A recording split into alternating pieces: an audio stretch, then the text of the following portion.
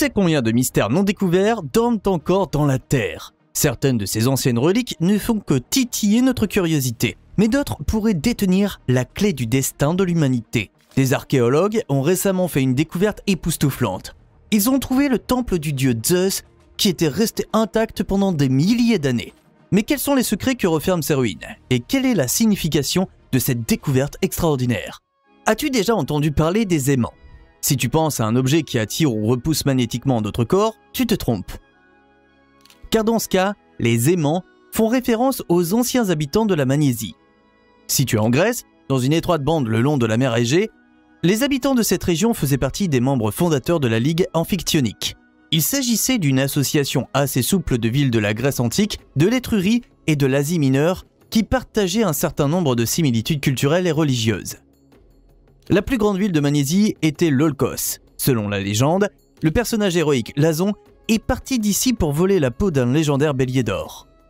Mais ce n'est pas tout. La légende veut aussi que les Magnésiens aient fondé une autre colonie dans l'actuelle Turquie avant la guerre de Troie. La ville de Magnésie sur le Méandre. Et c'est précisément ce site qui attire l'attention particulière des archéologues. Et pour cause, après tout, la ville cache un ancien temple légendaire de Zeus qui est resté intact pendant 2300 ans. En fait, les experts savent depuis longtemps que le sanctuaire de pierre dort ici même, mais il a tout simplement été oublié. Découvert à la fin du 19e siècle par l'explorateur allemand Karl Humann, dans l'actuelle province turque d'Aydin, le site a ensuite été de nouveau enterré, puis il a également disparu de la conscience archéologique. Cela n'a changé qu'il y a une vingtaine d'années, lorsque Görkem Kökdemi, de l'université d'Ankara, a finalement organisé de nouvelles fouilles et fait revivre ce mystère vieux de 2300 ans. Un coup d'œil sur les choses époustouflantes qui ont été ramenées à la lumière montre que la recherche minutieuse d'indices par les experts a déjà plus que porté ses fruits. L'équipe de Kökdemir a déjà découvert un sanctuaire, un stade, un théâtre, 80 statues et bien d'autres objets. Mais récemment, les archéologues ont réussi à faire parler d'eux. Les chercheurs ont trouvé la porte d'entrée du temple sacré de Zeus. À quoi ressemblait le temple dans l'Antiquité? Kökdemir, visiblement fier, a déclaré aux médias nationaux: « Nous pensons que le temple que nous avons trouvé dans cette région est un temple bien connu dans l'histoire de l'architecture, tout comme le temple d'Artémis, qui est le 4e plus grand temple d'Anatolie et qui se trouve également à Magnésie. » Les chercheurs ont provisoirement daté la porte et le sanctuaire associé du 3e siècle avant notre ère. Magnésie elle-même a été fondée au 4e siècle avant notre ère. Étant donné l'importance religieuse du temple, il n'est guère surprenant que la zone dans laquelle la porte a été trouvée soit l'une des plus sacrées de toute la Magnésie. En conséquence, on y trouve l'espace sacré d'Artémis et une agora sacrée. Alors qu'Artémis, déesse de la chasse et gardienne des femmes et des enfants, était l'une des 12 grandes divinités olympiques, l'agora servait de centre communautaire important et de lieu de rencontre. Et le temple de Zeus est également situé dans l'enceinte de l'agora sacrée, ce qui accentue encore son importance déjà extraordinaire. Comme tu le sais sans doute, les Grecs de l'Antiquité n'adoraient pas un seul dieu, mais toute une série d'êtres divins. En tant que dieu suprême de l'Olympe, Zeus était plus puissant que tous les autres dieux grecs réunis. Il n'avait qu'à s'incliner devant les moires, ses propres filles, qui personnifiaient le destin. Kökdemir est extrêmement confiant quant à la poursuite des fouilles. Il s'attend à ce que son équipe découvre 60 à 70% de la structure originelle du temple. Mais ce n'est pas tout. Les chercheurs prévoient en fait de restaurer le sanctuaire par la suite.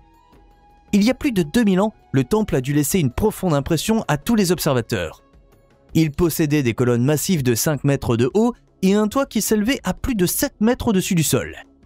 Au cours des fouilles menées au 19e siècle, Karl Humann est tombé sur une partie relativement petite du temple de Zeus.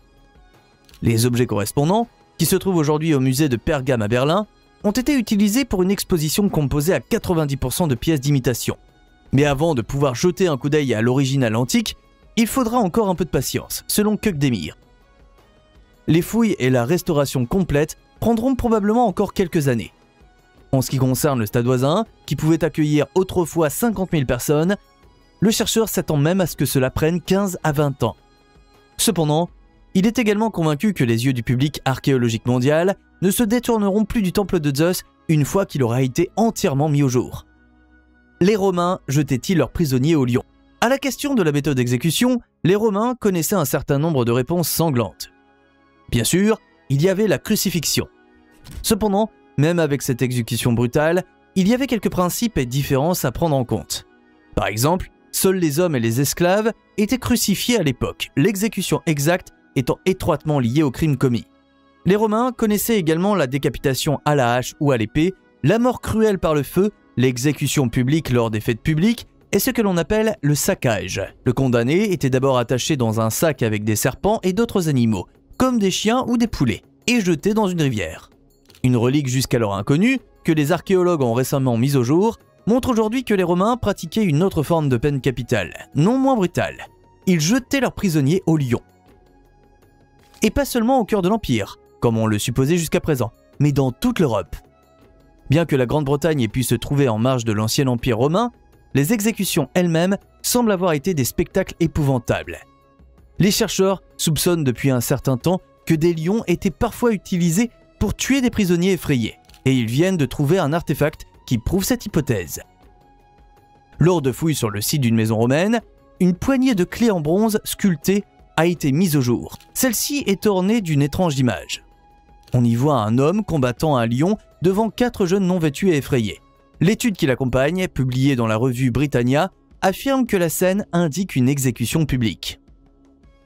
Rien de tel n'a jamais été trouvé auparavant. Gavin Speed, archéologue et co-auteur de l'étude, a déclaré que l'artefact ressemblait initialement à un objet en bronze banal. Cependant, un nettoyage minutieux a révélé plusieurs petits visages qui ont laissé les experts absolument abasourdis. L'explication précise même que rien de comparable n'a jamais été découvert dans tout l'Empire romain. Avec ses cheveux longs, sa barbe touffue et son torse nu, l'homme représenté devait très probablement représenter un barbare. La scène montre ainsi la chute imminente des peuples vaincus et prévient que toute tentative de s'opposer au puissant empire sera vaine. Dans le détail, la poignée de clés, nommée d'après le lieu où elle a été trouvée, met en lumière la brutalité de l'autorité romaine dans cette province. Selon la loi romaine de l'époque, les criminels et les prisonniers de guerre pouvaient être donnés vivants en pâture aux animaux sauvages. Cette pratique est bien documentée dans le Colisée. Aujourd'hui cependant, l'amphithéâtre mondialement connu sert de monument contre la peine de mort.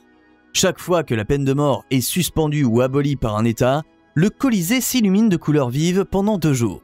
Cependant, les choses étaient quelque peu différentes il y a environ 2000 ans.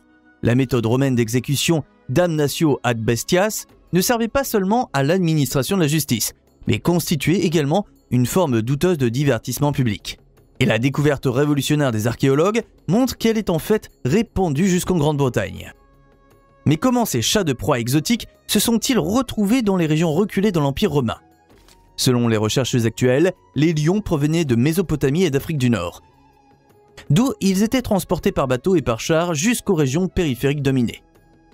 D'ailleurs, ceux qui échappaient au massacre des lions n'avaient pas beaucoup de raisons de rire non plus. Les autres prisonniers finissaient souvent dans les mines, où ils mouraient également. Des archéologues ont découvert la plus ancienne brasserie du monde. Personne ne peut refuser un verre d'honneur. Apparemment, ce dicton est beaucoup plus ancien qu'on ne le pensait. Car une équipe dirigée par Matthew Adams de l'Université de New York et Deborah Vishak de l'Université de Princeton a en fait découvert la plus ancienne brasserie connue au monde. Située dans le site funéraire royal d'Abydos en Égypte, les ruines remonteraient au début de la première dynastie. En détail, le roi de l'époque, Namer, était au pouvoir vers l'an 3000 avant Jésus-Christ, bien que ses origines et son identité restent un mystère pour les experts. Ce qui est certain en revanche, c'est que la brasserie découverte se trouvait dans une vaste zone désertique réservée exclusivement aux premiers rois égyptiens. Il est dans la nature des choses que l'usine antique diffère nettement de ses homologues modernes. Ce qui est aujourd'hui des chaudrons surdimensionnés en acier inoxydable était il y a des milliers d'années 40 grands récipients en argile.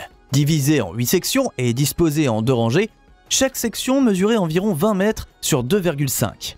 Les récipients contenaient un mélange d'eau chauffée et de céréales. À son apogée, cette installation étonnamment grande aurait pu produire plus de 22 000 litres de bière. Des preuves de l'utilisation de la bière lors de rituels sacrificiels ont également été trouvées lors de fouilles. Selon les chercheurs, il est possible que la brasserie ait été construite spécifiquement sur ce site pour approvisionner les rituels royaux qui se déroulaient dans les cimetières. Mais quel était le goût de cette ancienne bière? Les experts du Musée national d'art égyptien de Munich se sont également posé cette question.